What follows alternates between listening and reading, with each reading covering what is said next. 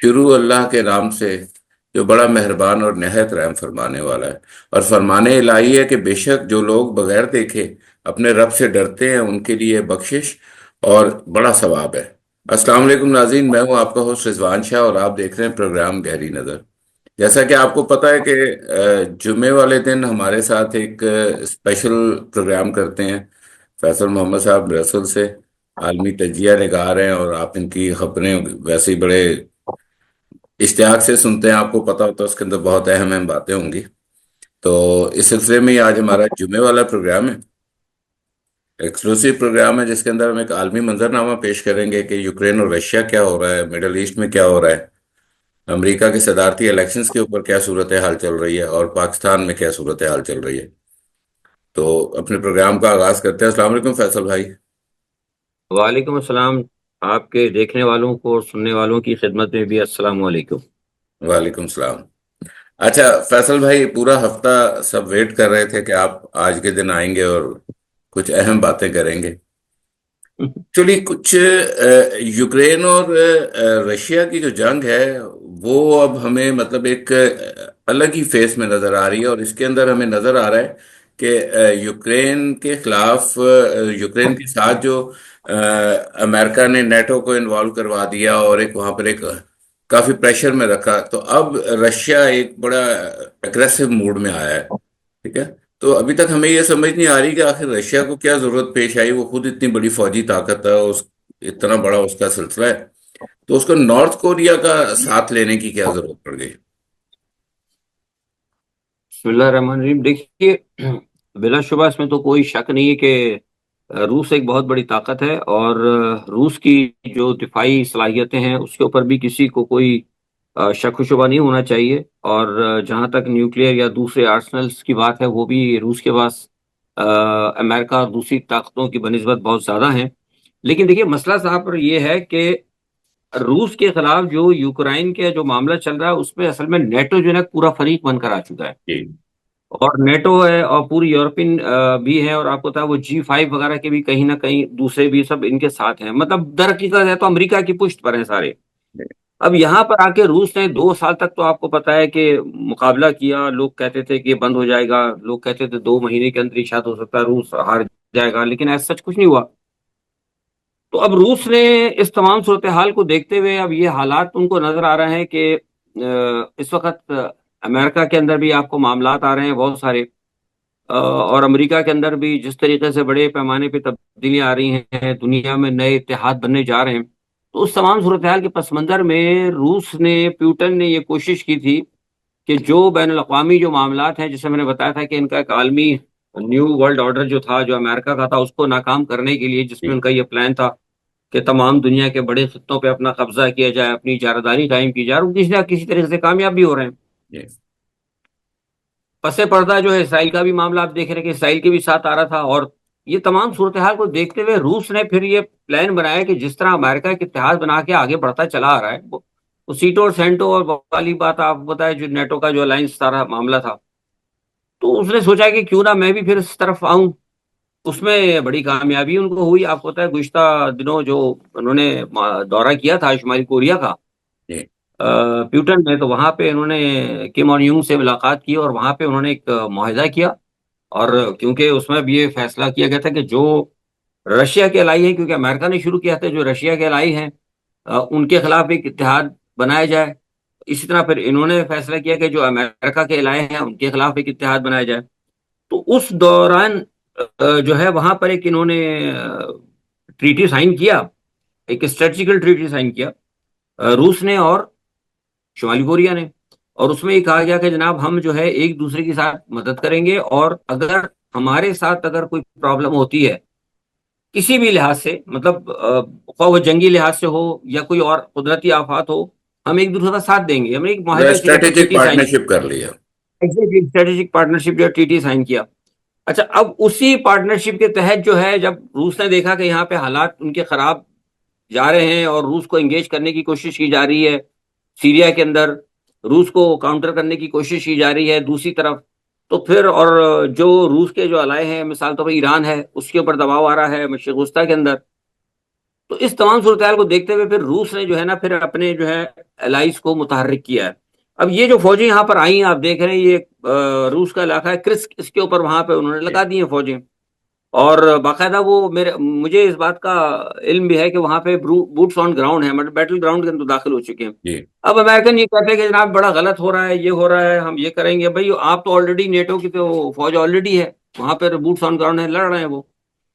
तो ये जो है अब रूस ने लाकर शुरू किया है, और रूस की कोशिश ये है कि अब एक देखिए ये सारे मामला जो है ना, अमेरिका का जो इलेक्शन हो रहा है ना, उस पर मैं हमेशा कहता हूँ कि उस पर नजर रखा करें आप। रूस को ये पता है कि अगर अमेरिका में अगर इलेक्शन हो जाता है, और जो भी इस वक्त ट्रंप की पोजीशन जा रही है, तो उसको ये पता है कि अगर ट्रंप आ गया तो ट्रंप एंटी वॉर जो है, मतलब गवर्नमेंट है और एंटी वॉर सेटअप है, उन्होंने आते ही फौरन जंग बंद करनी है। ठीक है जनाब, जैसे ही वो जंग बंद करेंगे, और तो जाहिर सी बात है फिर रूस के लिए बात ये होगी कि भाई ठीक है, जो हमने फतह की, क्योंकि रूस ने पहले भी बात की थी जंग बंदी की, यूक्रेन नहीं माना, अमेरिका नहीं माने। तो अब इन्होंने जो फौजी मंगवाए हैं रशिया, रूस ने जो यूक्रेन, शुमाली कोरिया से, उनका असल मकसद ये है कि वो इस जंग को, जैसे ही जब वो बात आएगी जंग बंदी के ऊपर, जब प्यूटन आ जाता है अपना, ट्रंप, और ट्रंप ने आके जंग बना, और ट्रंप आपको पता है ट्रंप प्यूटन का बड़ा अच्छा दोस्त भी है। तो जब ट्रंप ये कहेगा कि आप फौरी तौर पर जंग बंद करो, तो वहां पर फिर प्यूटन के पास एक कार्ड ये होगा कि ठीक है जनाब, मैंने जो जंग तो बंद कर रहा हूं, लेकिन जो इलाके मेरे पास हैं वो इलाके मेरे ही रहेंगे। क्योंकि उसको वैसे भी अब जरूरत है, आपको पता है, एक बफर की बनाने की, क्योंकि अगर मिसाल तो कल यूक्रेन नेटो में चला जाता है, तो उसका मतलब है नेटो तो फिर रशिया के बॉर्डर पे आ गया। आप समझ रहे हैं? तो इसलिए उन्होंने जो है फौरी तौर पर इस जंग को, बड़ी जो आप कह रहे हैं कि अचानक जो मोड़ आ गया तेज, उस तेजी आने की वजूहत ये है कि प्यूटन ने महसूस किया है कि अगर ये अमेरिका में अगर सेटअप चेंज होता है और अगर ट्रंप आ जाता है, तो हमें जंग बंद करनी पड़ेगी। जब जंग बंद होगी, जब जंग बंदी का टाइम आएगा, तो मेरे पास जो है ना यूक्रेन के या फतह किए हुए ज्यादा से ज्यादा इलाके हों। लिहाजा इसीलिए जो है उन्होंने फौरी तौर के ऊपर जो है शुमाली कोरिया की फौजों को बुलाकर और यहाँ पे उनको एक दो महाजों पे बिजी किया, और उन महाजों पे जहाँ पे रशिया की फौज थी, उन फौजियों को हटा के दूसरे महाज पे जाके वो तेजी के साथ वहां पे अपना एक महाज पे जंग कर रहे हैं। मतलब आपका कहने का मकसद ये है कि अभी हम आने वाले दिनों में बहुत करीब, यानी मतलब बहुत करीब के दिनों में हम ये देखेंगे कि रशिया एक भरपूर किस्म का यूक्रेन पे अटैक भी करेगा, उसके इलाकों पे कब्जा करने की कोशिश भी करेगा। जी हाँ, बिल्कुल ऐसे ही होगा, बिल्कुल ये देखेंगे आप। अच्छा फैसल भाई, अगर नॉर्थ कोरिया और रशिया की फौजों के बाद वहां पर, जैसे हम देख रहे हैं कि चाइना ने अपनी एक्सरसाइजेस की हैं, उन्होंने अपने फ्लीट्स वगैरह शो किए हैं, उन्होंने अपने एयरफोर्स शो की है, उन्होंने अपना मिलिट्री पावर शो की है। तो वो जो चीज़ हम देख रहे हैं उसको हम यूक्रेन और रशिया की जंग के साथ देख रहे हैं, या उसको हम ताइवान का, या एक जो आपने एक इंकशाफ किया था हमें कि जो वर्ल्ड ऑर्डर है उसके पैरेलल अब एशिया के अंदर रशिया, चीन और रूस मिलकर जो अपने इत्तेहादियों ब्रिक्स के ममालिक के साथ एक जो नया वर्ल्ड ऑर्डर लेकर आना चाहते हैं, तो आप समझते हैं कि ये सारा उसकी तैयारी भी हो रही है? जी हाँ, ये बिल्कुल एग्जैक्टली बिल्कुल, जब इस किस्म की चीजें की जाती हैं तो अपनी जो है मौजूदगी का इजहार किया जाता है, अपनी ताकत का इजहार किया जाता है। इसके दो पैरा हैं, एक तो मुख्तसर में आपको, तो एक तो इसमें ताइवान का इशू है, जी क्योंकि ताइवान आपको पता है कि चीन जो है कहता है, और हम भी तस्लीम करते हैं कि ताइवान चीन का हिस्सा है। तो अब चूंकि अमेरिका ने जिस तरीके से यहाँ पे ईरान को काउंटर करने की कोशिश की है, और मशरिक वस्ता में जिस तरीके से तेजी से अपने पर फैलाए हैं, आपको पता है कि मशरिक वस्ता में बहुत बड़ी डिप्लॉयमेंट अमेरिका की हो चुकी है। बहुत सारी चीजों में खबरें भी नहीं आ रही, B-52 बॉम्बर्स भी आ गए, और कई जगह पे उनकी डिप्लॉयमेंट हो गई है। तो इस तमाम सूरत हाल को देखते हुए चाइना ने भी अपने जो है कार्ड शो, जिसे कहते हैं ना, कि कार्ड खोलना शुरू किए हैं। तो इस ये जो नशे वगैरह हुई हैं, जिसमें जो इनके बहुत जबरदस्त फ्लीट आपको नजर आए हैं, और जो आपके एयरक्राफ्ट जदीद नजर आए हैं, इसको आप इसी तनाजुर में आप देख सकते हैं। मतलब ये शो ऑफ हो रहा है अभी के हम भी तैयार हैं। Yes, we are also existent there, yeah. अच्छा। अच्छा फैसल भाई, आपने ब्रिक्स की अहमियत हमें बताई थी। तो अभी ब्रिक्स की आपके पास क्या अपडेट है? क्या ब्रिक्स के ममालिक जो अपना डी डॉलराइजेशन के ऊपर काम कर रहे थे, वो भी साथ साथ पैरेलल चल रहा है? वो पैरेलल में चल रहा है ब्रिक्स के साथ साथ। देखिए असल में मसला ही ना, जो मैंने आपको बताया था कि यहाँ पे जो मशरिक वस्ता का जो मामला है ना, वो एक नया एक सूरत हाल आ गई है। क्योंकि देखिए, एक तो जंग, आप जैसे मैंने कहा था कि इधर मशरिक ये चल रही है यूक्रेन के अंदर। दूसरा मैंने आपको कहा था कि यहाँ जो मामला मशरिक वस्ता का है, क्योंकि अमेरिका को यहाँ भी घेरने की कोशिश थी, और रशिया को यहाँ भी घेरने की कोशिश की जा रही है। तो अब असल में वहां पे आपको पता है कि ईरान के ऊपर अभी रिसेंटली हमला हुआ है। अच्छा, बहुत सारे लोग ये कह रहे हैं कि ईरान अब शायद जवाब नहीं देगा, लेकिन मेरे पास ये, मैं आपको खबर भी दे सकता हूँ और तज्जिया भी, बाहर फैसले तो फिर आपको होता है कि अल्लाह की तरफ से होते हैं, जी। लेकिन मेरे पास ये खबर है कि ईरान इस पर हमला जरूर करेगा। जवाब जरूर देगा ईरान। और अब ये कब देना है, किस तरह देना है, ये इनकी अपनी स्ट्रेटजी होगी। लेकिन जहां तक मैं समझता हूँ कि ईरान जो है एक काम ये करेगा कि हो सकता है पहले जिस तरह के इसराइल ने किया था कि कुछ ईरानी और हिजबुल्लाह की जो पर्सनैलिटीज को उसने निशाना बनाया, तो माइट भी, मेरा ख्याल है कि ईरान भी कोशिश ये करेगा कि इसराइल की किसी बड़ी पर्सनैलिटीज को हिट करे। उसके बाद फिर क्या? वो जंग पे जाएगा। और उसकी एक वजह मैं आपको ये बता रहा हूं कि जैसे मैंने आपको कहा था कि रूस का और शुमाली कोरिया का एक माहिदा हुआ है, ट्रीटी हुआ है, इसी तरह वो एक अब ईरान के साथ जो है ट्रीटी साइन करने जा रहे हैं। कौन? प्यूटन साइन करने जा रहे हैं ईरान के साथ, और उसका नाम उनको, उसका नाम भी उन्होंने दे दिया है। उन्होंने कहा है कम्प्रिहेंसिव स्ट्रेटेजिकल ट्रीटी। ठीक है। अच्छा। अब जब जी हाँ, कम्प्रिहेंसिव स्ट्रेटेजिकल ट्रीटी का मतलब होगा सारी चीजें आ जाती है उसमें। ठीक है, कंप्लीट यानी मेरे पे मतलब हमला, रीजनल भी, तजारत भी, डिफेंस भी। एग्जैक्टली, यानी ईरान पर हमला तो रूस पर हमला, रूस पर हमला तो ईरान पर हमला। तो ये जो है ना सूरत हाल, इसके बाद मुझे लग रहा है कि ये मामला जो है ना, ये सब असल में जो ये आया है ना ट्रीटी, ये सब ब्रिक्स का ही नतीजा है। ये ब्रिक्स के ये। ही पीछे पैरेलल में चलने वाली चीजें हैं। क्योंकि ब्रिक्स के अंदर फैसला किया गया था कि ब्रिक्स के जो ममालिक हैं उनके दरमियान हर किस्म के ताउन होंगे। ये। तो अब बाहर बाहर अब ये भी हो सकता है कि बरह रास्त ब्रिक्स के ममालिक के साथ हो जाए ताउन, या ये भी हो सकता है कि टाइम टू टाइम जो है मुख्तलिफ मुल्कों के साथ जो है ब्रिक्स के जो ममालिक हैं वो आपस में दोस्ती करें या ये। अपने कोई माहिदात करें। तो ये सारा जो चल रहा है ना पैरेलल में, ये सारा इसी में ही है। हम्म। अच्छा, अब इसके अंदर एक चीज ये जो आ रही है, इसकी वजह से अमेरिका को बड़ा जबरदस्त दबाव पड़ा। देखिए, अब मसला ये कि अभी आप ये जैसे ही ये हुआ है, मैंने आपको जो बात बताई इस माहिदे के फौरन बाद आज ईरान ने एक बड़े अजीब काम किया है। उसने एक जदीद मिसाइल सिस्टम जुबियन जो है ना वो लॉन्च किया है। अब वो जुबियन की वजह से बड़े परेशान है, क्योंकि उनके पास जो अभी तक इसराइल के पास और जो अमेरिका के पास जो चीजें हैं, उनके पास जो उनके मिसाइल्स वगैरह जो भी हैं, अटैकिंग जो आर्सनल है, उनके पास अभी ये नहीं उनको पता कि ये जो जुबियन चीज आई है ये क्या चीज है। अब कहा यह जा रहा है कि ये भी जदीद टेक्नोलॉजी चीन और रूस और ईरान की मुश्तरका जो है एक है। ये खबरें आ रही है, लेकिन इसकी कोई अभी मतलब मुसद्दका नहीं है। तो ये तमाम चीजें मुझे लग रहा है कि कहीं ना कहीं जो है, जो आपने कहा ना कि ब्रिक्स के हवाले, ब्रिक्स के अंदर जो भी ममालिक हैं उनको कहीं ना कहीं मजबूत कर रहे हैं। और उनको हर अपने महाज के ऊपर रूस की कोशिश है कि उनको वहां पे मजबूत किया जाए, रूस और चीन की। हम्म। अच्छा, जो फैसल भाई, अभी हमने एक चीज और भी देखी है कि जो शुमाली कोरिया ने दुनिया का सबसे खतरनाक मिसाइल टेस्ट किया है, ठीक है, उस मिसाइल जी हाँ, टेस्ट के फौरी बाद आईसीबीएम जी हाँ। जी, रूस के जो फॉरेन मिनिस्टर हैं उनकी और नॉर्थ कोरिया के फॉरेन मिनिस्टर चुई सन हुई की जो है ना आपस में मुलाकात हुई है। तो ये इसको आप किस तनाजुर से देखते हैं, नॉर्थ कोरिया के इस टेस्ट को, क्योंकि ये बहुत अहमियत का हामिल समझा जा रहा है और ये तो बहुत ही खतरनाक मिसाइल है जो जरूर ये उसी उसी पस मंजर में है। मैं आपको बताऊं कि उसकी वजह यह है कि आपको पता है कि अमेरिका ने कई यूरोपीय ममालिक के अंदर अपने मिसाइल और बड़े बड़े जो है बैलिस्टिक मिसाइल और न्यूक्लियर आर्सनल भी लगा रखे हैं। बेल्जियम में भी है, फ्रांस में भी है, कई जगह। तो अब इन्होंने ये प्लान किया है कि रूस ने भी, कि हम अपने इत्तेहादियों के साथ मिलकर खतरनाक हथियार जो है दूसरे मुल्कों में लगाएंगे। अभी देखिए ना, अब इसका नतीजा कहाँ, आप देखिए शुमाली कोरिया कितनी दूर है, लेकिन इस माहिदे की वजह से जो रूस के दरमियान और जो शुमाली कोरिया के दरमियान हुआ है, आज आप देखिए शुमाली कोरिया कहाँ पहुंच चुका है। शुमाली कोरिया जो है यहाँ पहुंच चुका है, यूरोप के अंदर पहुंच चुका है। हालांकि कोई तस्वुर आज से पहले कोई तस्वुर नहीं कर सकता कि शुमाली कोरिया यूरोप के करीब पहुंच जाएगा, यूक्रेन के करीब की फौजें बहुत पहुंच गई इंपॉर्टेंट हैं। बात है ये। तो ये तो असल में, हाँ, तो असल में बुनियादी तौर पर ये जो उन्होंने आईसीबीएम का जो किया, ये तकरीबन मोर देन 7,000 मीटर जो है इसकी मतलब रेंज है। और किलोमीटर। ये ऊपर बहुत जाता, जी हाँ, और ऊपर जाके एकदम जो है इसके अंदर ट्रिपल वे के अंदर ये अपनी वो क्या बताया गया कि मतलब एक एक एक में 3 दफा अपनी वो बदलता है, मूवमेंट, मतलब रुख चेंज करता है।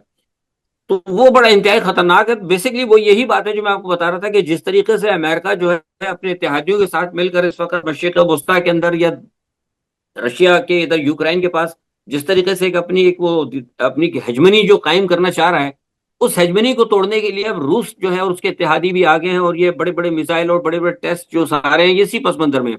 लेकिन इस तमाम सूरत हाल में बता दूं कि अब सूरत हाल खतरनाक भी हो सकती है। उसकी वजह यह है कि जैसे मैंने आपको कहा था कि लोग कह रहे हैं अगर प्यूटन आ जाते, मतलब अगर ट्रंप आ जाते हैं तो जंग हो जाएगी, जंग बंदी हो जाएगी, जंग का मामला दूसरा हो जाएगा। लेकिन अगर इसमें खुदा ना खास्ता एक बात यह है कि अगर अल्लाह ना करे ये मामला अगर कहीं जंग की सूरत में बढ़ेगी, क्योंकि टेंशन तो बहुत है इस वक्त मशरकी, जी। ये जो आया है शुमाली कोरिया, इसकी वजह से यहाँ पर आने में खित्ते में टेंशन यूरोप में बहुत है। जी। ये मैं आपको बता रहा हूँ, बहुत ज्यादा टेंशन, हम्म। टेंस पोजीशन है।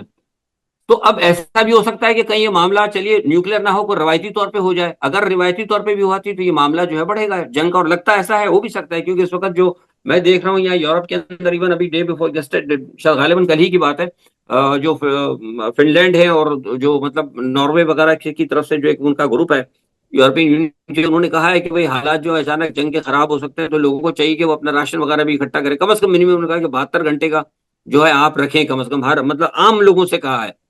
तो डेट मीन ये कि कहीं ना कहीं कुछ अंडर द ग्राउंड कुछ बॉइलिंग हो रही है।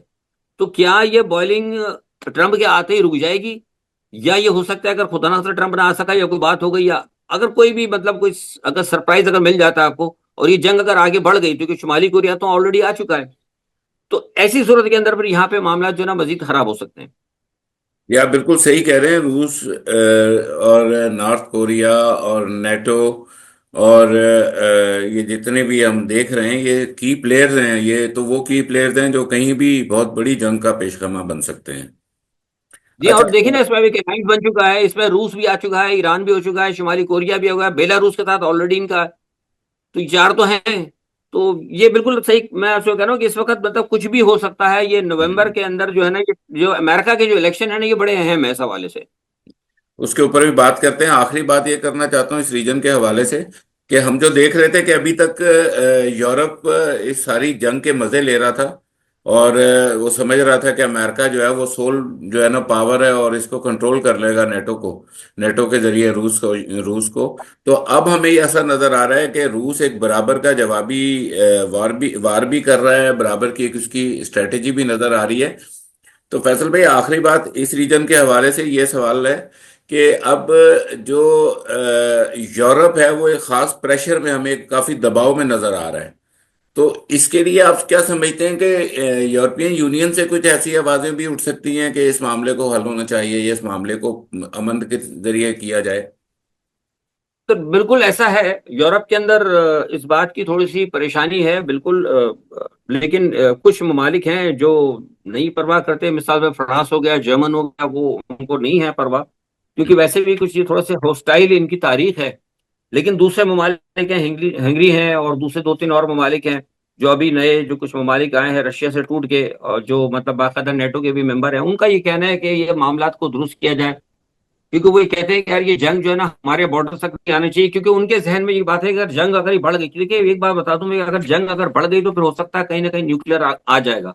महदूद न्यूक्लियर भी अगर आ गया तो न्यूक्लियर की वजह से यूरोपियन जो है ना बहुत ज्यादा परेशान है।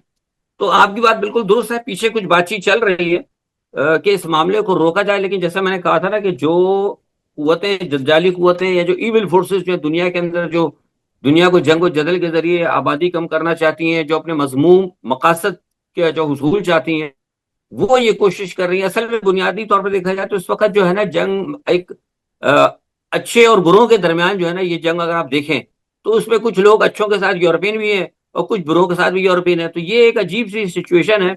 जैसे मैंने कहा था कि 2025 और 2026 के अंदर जो है बहुत सारी चीजें आपको दुनिया में तब्दील होती हुई नजर आएंगी। ये सारा मामला उसी तरफ चल रहा है 2024 से।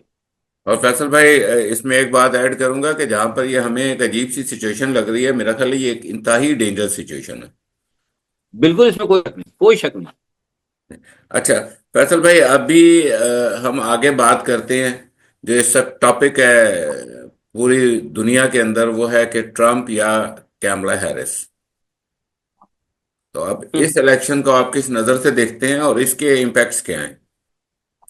देखिए, मुख्तसर में बता दूं कि इस वक्त वहां पे जो है चल रहा है मामला, और कुछ स्विंग स्टेट्स, 7 स्विंग स्टेट्स कहा जाता है, उन स्टेट्स के अंदर भी मैं कल रात स्टेट्स देख रहा था उनके, तो ट्रम्प जो है मुझे ऊपर नजर आते हैं। और जॉर्जिया, पेंसिल्वेनिया के अलावा एक दो और स्टेट्स हैं, न्यूयॉर्क में भी मैं समझता हूँ कि शायद हो सकता है, मेरा ख्याल है कि कोई सरप्राइज आपको न्यूयॉर्क से मिल जाए। लेकिन सूरत हाल जो है वो ये है कि अमेरिका के इलेक्शन में एक चीज और जो काउंट करती है वो ये जी होती है कि आपको पता है पहली मर्तबा जैसे एक हिलरी पहले लड़ी थी, तो आपको पता है अमेरिका में एक जेंडर का जो है ना बड़ा अहमियत होती है इलेक्शन के अंदर। तो अब कैमला हैरिस के खातून है, तो कुछ लोगों का ख्याल ये है कि खातून इतना कामयाब नहीं हो सकती। अमेरिका एक बड़ा बड़ा सुपर पावर है, और उसके लिए कुछ लोगों का ख्याल है कि बड़े मजबूत एसाब का मालिक होना चाहिए। तो कुछ तो लोगों की सोच है, वो सोच वाले लोगों का तो ऑलरेडी आपको पता है ट्रम्प की तरफ जाएगा वोट। दूसरी बात यह है कि ट्रम्प जो है क्योंकि एंटी वॉर सोच रखते हैं, और उनकी सोच से जो बिजनेसमैन तबका है वो बड़ा खुश है। मतलब बिजनेसमैन दो हैं, एक तो है असले के सौदागर, उनकी बात नहीं, असले के सौदागर तो सारे दूसरी तरफ हैं। तो वो भी इनको कहते हैं कि नहीं, इनको आना चाहिए। ये चीज जो है ट्रम्प के उसमें जाती है। अच्छा, तीसरी जो है एक जेनस्टाइन है जो कि ग्रीन पार्टी की एक है, वो आपको पता है वो भी लड़ रही हैं, जी खातून। और वो जो है वो गजा के हवाले से बड़ा उनका वो है, वो कहती है कि गजा की जंग, वो सख्त खिलाफ है गजा की जंग, वो कहते हैं इसको बिल्कुल बंद होना चाहिए। तो काफी स्टेट्स के अंदर जो है ना, उन स्टेट्स के अंदर जहां पे कि कैमला हैरिस जो है लड़ रही हैं, वहां से इनको जो है मुझे लगता है कि कुछ यहाँ से सपोर्ट मिलेगी। जी, टफ तो टाइम दे ये, रही है कैमला हैरिस को। जी जी, तो ये जो है ना, ये कैमला हैरिस की जड़ों में बैठ सकती हैं, जिसकी वजह से यहां भी ऐसा महसूस होता है कि ट्रम्प जो है आ जाएंगे। लेकिन दूसरी जानिब मुझे महसूस ये हो रहा है कि जो डीप स्टेट है ना, वो कहीं ना कहीं कोशिश कर रही है कि वहां पे ट्रम्प को रोका जाए। और आपको पता है डीप स्टेट के पीछे वही बड़े बड़े असले के सौदागर और बड़े बड़े दुनिया के अंदर जो पॉलिसी साज हैं वो लोग उनके पीछे हैं। तो बहरहाल ये एक अजीब सिचुएशन है, लेकिन ये है कि अगर ट्रम्प आते हैं तो मैंने आपसे कहा कि बड़े असरात होंगे, जंगें फौरी तौर पर बंद हो जाएंगी। उन्होंने नेटो को भी कह दिया है, वो सब खिलाफ है। वो कहते हैं नेटो को कोई पैसा नहीं मिलना चाहिए। जाहिर सी बात है, जब जंगों के में पैसे नहीं जाए, देखिए ना, जंग के लिए तो आपको पैसे फेंकने पड़ते हैं ना। जब पैसे फेंकने बंद कर देगा अमेरिका, तो जंग खुद ब खुद बंद। इसराइल के साथ भी उसने कह दिया मैं जंग बंद करा दूंगा, रूस के साथ भी उसने कह दिया, मैंने आपको बताया, और इसीलिए शायद प्यूटन को पता है कि इसलिए जल्दी से वो करे कि जितनी जल्दी हो सके मैं काबू कर लूं।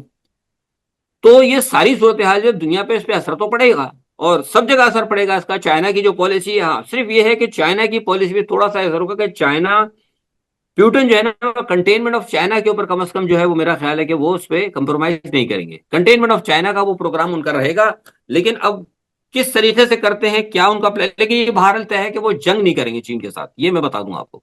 ओके। कुछ भी नहीं लेकिन करें, फैसल भाई, जी हो सकता है वो ताइवान की सपोर्ट में चले जाएं या कुछ और करें या कोई और, लेकिन जहां तक मेरा ऐसा ख्याल है कि ट्रम्प कोई जंग नहीं करेगा, ओके। लेकिन लेकिन पहला कंटेनमेंट ऑफ पहला चाइना का प्लान जारी रहेगा।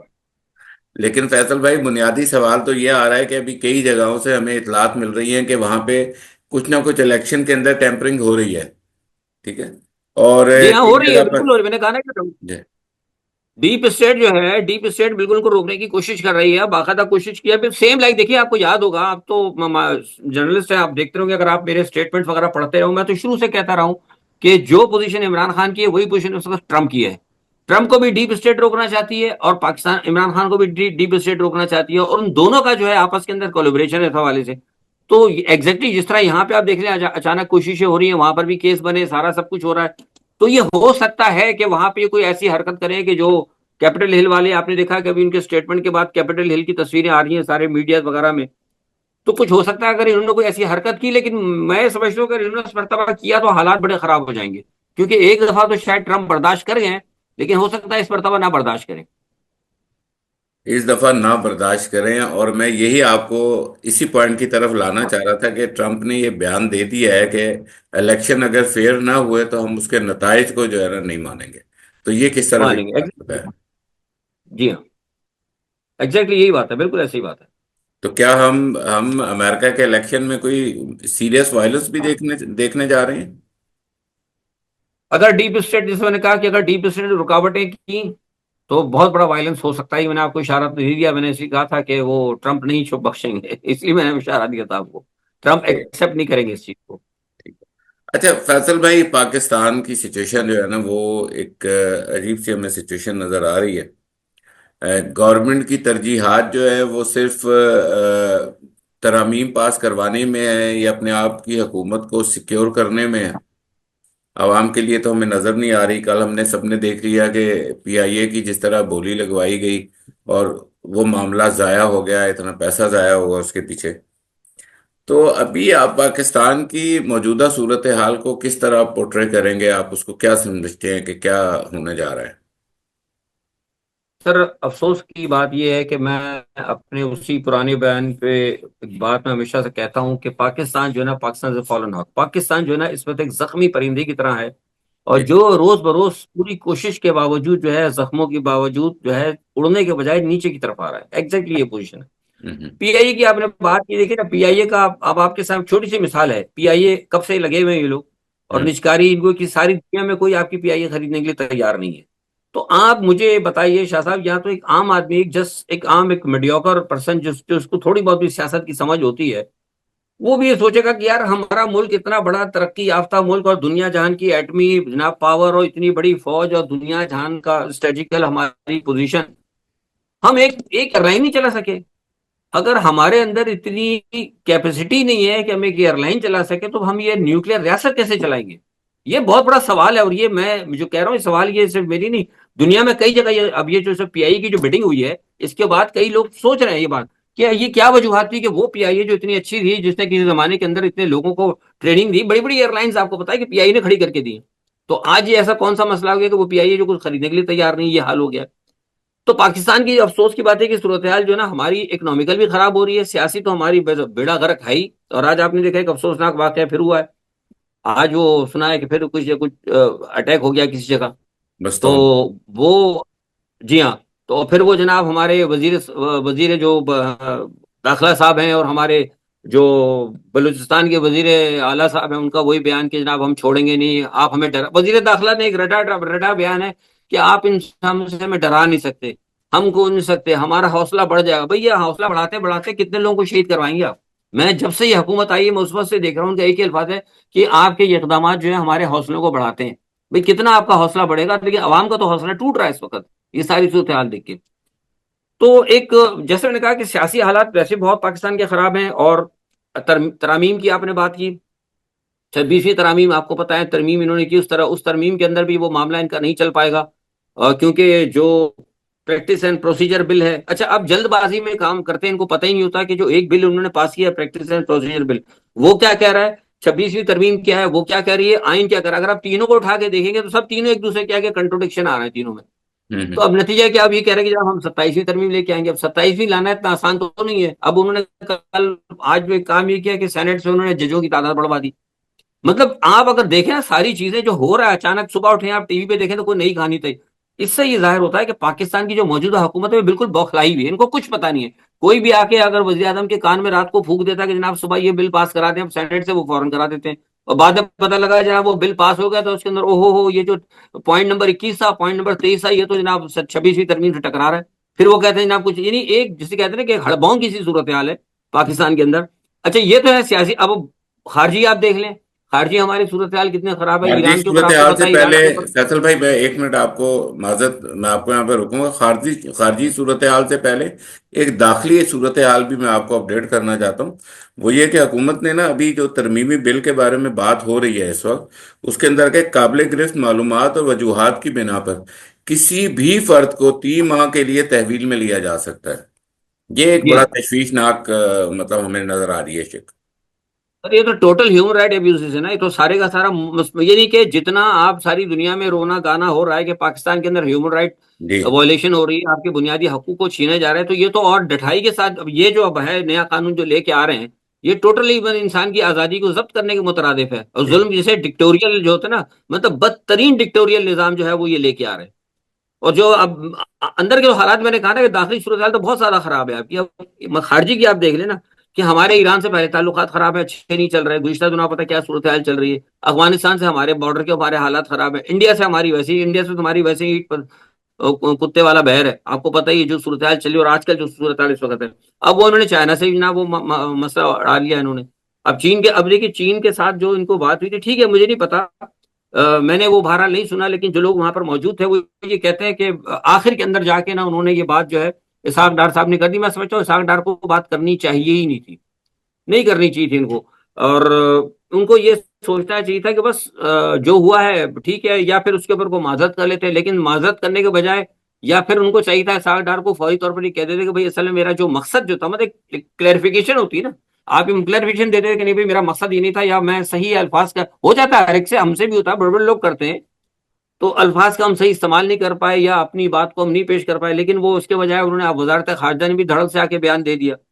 अब उसकी वजह से जो है बदमज़गी पैदा हो गई। अब नतीजा क्या है कि चीन वैसे हमसे बहुत परेशान है, मैं उसी वजह मैं आपको बता चुका हूँ कि पाकिस्तान की जो प्रॉब्लम है ना, वो ये है कि पाकिस्तान एक तरफ तो अमेरिका से उसने माहिदे किए हुए हैं, और चीन को जो है वो साथ लेके चलता है। तो ये जो है ना मामला, अब मुझे लगता नहीं है कि ये आगे चलेगा, क्योंकि चीन इस बात में नाराज है। और आपको पता है, मैंने कहा भी था कि अभी 2 दिन पहले शायद आपसे बात हुई थी, पता नहीं, तो मैंने कहा था शायद उसमें या वीलॉग में कहा था कि ये जो जा रहे हैं जरदारी साहब, तो जरदारी साहब को असल में खुद ही गए थे, ये उनको बुलाया बुलाया किसी ने, खुद उन्होंने कोशिश की थी कि जनाब एक जेस्चर शो करने की, कि वजीर आजम साहब हमारे जनाब सऊदी अरब जा रहे हैं इन्वेस्टमेंट के लिए, और सदर साहब जो है हमारे उधर जा रहे हैं चाइना। तो वो जनाब वो दुबई, वो सदर साहब का तो पैर भारी हो गया, वो तो सुना उनकी पता नहीं क्या, दुबई के अंदर ही उनका पैर भारी हुआ, वो तो कहानी खराब पैर हो गई, भारी मसूस हो नहीं गई सर, बात। पैर फ्रैक्चर हो गया है। माँ वो भारी ये सब कहना चाहिए ना उनको मतलब प्लास्टर सब कुछ। लगने के बाद भारी हो गया। हाँ वो कह रहा ना, तो वो अब वो कहानी खत्म हो गई। आप देखें सबको सांप सूंघ गया है, वो बड़ा शोर हो रहा था हुकूमत की बात कि चाइना जा रहे हैं, बड़े किधर के पाकिस्तान के तो कोई खबर नहीं है। तो ये सारे काम जो है ये झूठ के ऊपर मबनी होते हैं इनके। और अब चाइना के लिए मैं बता दूं कि चाइना भी बहुत बुरी तरह फंस चुका है। ये हमारी हुकूमत की जो पॉलिसियां है शाह साहब, चाइना के लिए पोजीशन ये हो गई है कि चाइना के लिए होगा कि आज वो है ना कि आगे खड्डा पीछे खाई, बिल्कुल एग्जैक्टली वो हिसाब हो गया। अब देखिए वहां पे जो चीन जो कहता है कि भाई आप हमें जो है वहां पे बीएलए के हवाले से या जो कुछ भी लोग हैं उनके हवाले से आप हमें सिक्योरिटी दें, तो अब आप मुझे बताइए कि ये जो चीन के लोगों पे जो सी पैक पे जो हमले कर रहे हैं वो कौन लोग हैं, आपको पता है कौन लोग हैं? मुझे कहने की जरूरत नहीं है। और जो चीन को यहां से निकालना चाहते हैं, जो कंटेनमेंट ऑफ चाइना चाहते हैं, जो जो चीन को यहां से गवादर से निकालना चाहते हैं, ठीक है, वही लोग है ना बीएलए की सरपरस्ती करने वाले। तो जो बीएलए की सरपरस्ती करते हैं, जो चाइना को निकालना चाहते हैं, जो कंटेनमेंट ऑफ चाइना चाहते हैं, जो चाइना को गवादर में नहीं देखना चाहते, वो आपके सबसे बड़े इत्तेहादी हैं। तो ये पाकिस्तान खेल कौन सा खेल रहा है? देखिए ना, ये तो मतलब मैं आपको ढकी छुपी बात तो नहीं है। तो मुझे सॉरी टू से मुझे ये लग रहा है, मेरा तजिया है कि आइंदा दिनों में पाकिस्तान जो है ना, अगर ये हालत इनकी रही, और जो अब मैं सूरत हाल देख रहा हूं, तो आप जैसे कि पाकिस्तान बना था ना बैटल ग्राउंड अफगानिस्तान का, ये चीन के हवाले से खुदा ना खासा बैटल ग्राउंड बन सकता है। क्योंकि देखिए अब वहां अगर मामला दुरुस्त होते हैं, तो जैसे मैंने आपसे कहा कि वो अब आएंगे, अगर आते हैं कंटेनमेंट ऑफ चाइना, आप कहाँ लड़ेंगे कंटेनमेंट ऑफ चाइना की वो जंग? वो जाहिर है पाकिस्तान में लड़ेंगे। और नजर भी आ रहा है आपको जिस तरीके से बातें हो रही हैं, तो ये इंतहाई ज्योग्राफिकली खतरनाक और पाकिस्तान हाई ही सूट करता है अगर ये जंग लड़ी जाए कंटेनमेंट ऑफ बिल्कुल चाइना। पाकिस्तानी छूट करता है। एग्जैक्टली बिल्कुल यही मैं आपसे कह रहा हूँ कि हमारी हुकूमत की बड़ी गलत पॉलिसियां हैं, ये इनको नहीं करना चाहिए। और पता नहीं क्या ये चाहते हैं। बहरहाल ये कि मुझे जो है, अब सब दूसरा ये क्या है, जो ये तमाम सूरत अगर आप देखें ना, जो मैंने आपको बताई है जनरली, इसको अगर ईमानदारी से शायद मुख्तसर मैं आपको बता दूं, अगर आप देखेंगे ना, तो ये सूरत हाल कभी भी पैदा नहीं। इसी सूरत हाल से बचने के लिए जो है इमरान खान ने पाकिस्तान को, चीन को, रूस को इकट्ठा किया था। यही वजह थी कि यहाँ के जब कल कला को जब रूस की जंग शुरू हो जाएगी, जब वहां से बढ़ेंगे, तो कंटेनमेंट ऑफ चाइना, चीन को इस खत्ते में महदूद करना, ये तो ढकी छुपी बात नहीं है। अमेरिका प्लान, अव्वलीन प्लान है, ये अव्वलीन प्लान है, इस पे किसी को कोई शक नहीं होनी चाहिए। तो आप मुझे बताइए, अगर चीन, रूस और पाकिस्तान अगर एक हो जाते, तो चीन के भी साथ दोस्ती हमारी पक्की होती, और इस खत्ते के अंदर हमारी अहमियत होती। यही वजह थी कि इमरान खान का एक विजन था, उसने कहा कि ये जब यहाँ पे हालात खराब होंगे, अफगानिस्तान से फौज निकल चुकी है, अब ये दोबारा जो मसला शुरू होगा, और जो नई जो ये बनेगा यहाँ पे रिंग, सियासी बैनुल अक़वामी अखाड़ा, पाकिस्तान बैनुल अक़वामी अखाड़ा ना बने। लिहाजा इमरान खान ने ये काम किया था, लेकिन अफसोस को उठवा बाहर उनको फेंक दिया गया। फैसल भाई, अभी आपको सियासी सूरत हाल क्या नजर आ रही है? अब इमरान खान साहब क्या करने वाले हैं, और अरे उनकी इमरान रिहाई खान के के लिए मैं बारे आपको, में आप क्या बात कहते हैं कि उनकी रिहाई किस तरह पॉसिबल है? अरे ये इमरान खान की रिहाई के बारे में मैंने आपको पहले कहा था, लोग तो कहते थे रहा हो रहा है, मैंने आपसे कहा था कि अभी ऐसी कोई चीज नहीं है, लेकिन मैंने आपको ये बात कही थी, और अभी इस बात पे अपने बयान पे कायम हूं कि इमरान खान की रिहाई के इम्कानात पैदा हो गए हैं, इम्कानात हैं, लेकिन ये इम्कानात उसी सूरत में होंगे, उसके अंदर जान पड़ेगी, क्योंकि बैन अवी दबाव आ रहा है। ठीक है जनाब, बैन अवी दबाव भी जब कारगर होगा, जब यहाँ से लोग निकलेंगे। देखिए मैंने आपको ये बात बारहा कही है, बारहा कहता हूँ, क्योंकि जो हकीकत होती है उसको बार बार याद दिलाना पड़ता है। जब भी कोई बाहर से डेलीगेशन फैसल आता भाई, है, जब कोई भी आता है, वो लोग तो निकल गए हैं। अगर आप स्टैट्स देखें ना, तो पाकिस्तान से हुनरमंद अफराद लाखों की तादाद में निकल गए हैं। नहीं, वो उधर निकल गया ना, इधर इधर निकले ना, इमरान खान के नहीं निकले ना 2-4 लाख की तादाद के अंदर, मैं इधर निकलने की बात कर रहा हूँ। क्योंकि देखिए जब भी बात होती है, अभी आपको बता वो 160 पता नहीं कितने लोगों का आया है, यहाँ से भी गया है, पता नहीं 60, 160 का फिगर बड़ा घूम रहा है, जैसे 45-47 लोग घूम रहे हैं कि इधर से भी गया, उधर से भी आया। जी। सवाल ही पता है कि वहां से आए, बर्तानिया से आए, कहीं से भी आए, वो उसी सूरत के अंदर उसकी वैल्यू होगी जब यहाँ पे लोग लोग नजर आएंगे। क्योंकि जब ये बात आती है, जब वहां से कोई भी बैनुल अक़वामी दबाव आता है, तो यहाँ पर ये कहते हैं कि आप बताइए आप किसकी बात कर रहे हैं। वो कहते हैं जनाब पाकिस्तान तो सुकून है। वो कहते हैं कि जनाब यहाँ पे जो हुकूमत है, शहबाज गवर्नमेंट कहती है कि जनाब ये जो पीटीआई है, ये एक सियासी जमात है, और ये एक ऐसी इंतशार पैदा करने वाली जमात है जिसने ये किया, ये किया, बाकी तो सारे सुकून है सारा। तो इस वजह से मुझे कहते हैं कि जनाब लोग तो नजर नहीं आ रहे। अच्छा, देखने में भी आता है, हमारे यहाँ से जो सफारत खान है वो भी देख रहे हैं, रिपोर्टर तो यहाँ से फरहान, वो भी कहते हैं हाँ भाई ठीक है, 20-22 हजार बंदे निकले थे इमरान खान के लिए। पाकिस्तान की आबादी को 20-22 हजार तो नहीं है, 25 करोड़ की आबादी है, कम से कम 2-4 लाख आदमी निकले कैपिटल के अंदर, कोई धरना वरना दे, कोई हालात खराब हो तो उनको पता लगे कि हाँ भाई अवाम। तो यहाँ पे हुकूमत ये कहती है कि जनाब जो है अवाम इनके साथ नहीं है, ये सिर्फ एक पार्टी है, वो चाय की प्याली में तूफान मचा रही है, तो ये एक पार्टी करती है, तो ये पॉलिटिकल इशू है, कोई मसला नहीं। तो इसीलिए मैं कह रहा था कि बाहर से दबाव आ रहा है इमरान के रिहाई के हवाले से, बहुत ज्यादा एक हमें उम्मीद है, लेकिन इसके लिए अवाम को आगे, वो कहते हैं ना गिरती दीवारों को धक्का, एक दो के मसदाक यहाँ पे इनको निकलना होगा। लेकिन ट्रंप का मैं बता दूं कि ट्रंप अगर आते हैं, मैं आपको बहुत पहले से कह रहा हूं कि ट्रंप अगर आते हैं तो ट्रंप इमरान को कम से कम जेल में नहीं देखेंगे, ये तो तयशुदा बात है। लेकिन अगर वहां पे सूरत हाल ये हुई कि यहाँ पे कोई भी ना निकला, अगर लोग नहीं निकले, तो फिर ट्रंप भी देखेगा कि मेरे मामलात कहाँ पर हैं, क्योंकि मफादात को लोग पहले देखते हैं। अब ठीक है, दोस्ती पे तो मफादात को तरजीह नहीं दी जाएगी ना, अगर नेशनल जो इंटरेस्ट होगा। तो हो सकता है अगर खुदा ना खास्ता यहाँ पे ऐसे हालात है, तो हो सकता है फिर वो भी खामोशी इख्तियार कर जाए, क्योंकि यहाँ सोच सकता है कि उसको कोई बहुत बड़ी ऑफर मिल जाए। तो ये तमाम सूरत हाल बैनुल अक़वामी जो है ना, ये सूरत हाल है। पाकिस्तान तो इस वक्त कहीं, मुझे अफसोस की बात, ये हमारा मुल्क है, लेकिन हमें कहीं इस वक्त किसी भी बैनुल अक़वामी सूरत हाल के अंदर, कहीं भी आलमी मामला के अंदर इसकी कोई बार्गेनिंग हमें नजर नहीं आती है। फैजल भाई बहुत शुक्रिया, हमारे प्रोग्राम का वो ख़त्म हुआ। नाज़रीन, आपको पता है ख़ुसूसी नशिस्त होती है हमारी, और अब मैं ये समझता हूँ कि हमारी इस्टेब्लिशमेंट को और हमारे अदलिया को अब ये बात समझनी होगी कि अवामी हिमायत वाली जो गवर्नमेंट है उसका होना बहुत ज़रूरी है, जिसकी एक मजबूत खारजा पॉलिसी हो, एक मजबूत माशी पॉलिसी हो, ताकि पाकिस्तान मजबूत हो। और इंटरनेशनल लेवल पे जो अभी इस वक्त सिनेरियोज चल रहे हैं, जो फैसल भाई ने अभी बताए हैं, तो उन सिनेरियोज के मुताबिक हमें इस बात को अब सोच लेना चाहिए कि अब एक कड़ा वक्त आ रहा है इस पूरे रीजन के ऊपर, और तमाम मुल्क उसकी तैयारी कर रहे हैं, हमें भी उसकी तैयारी करनी चाहिए। अपने होस्ट रिजवान शाह को दीजिए इजाज़त। पाकिस्तान जिंदाबाद।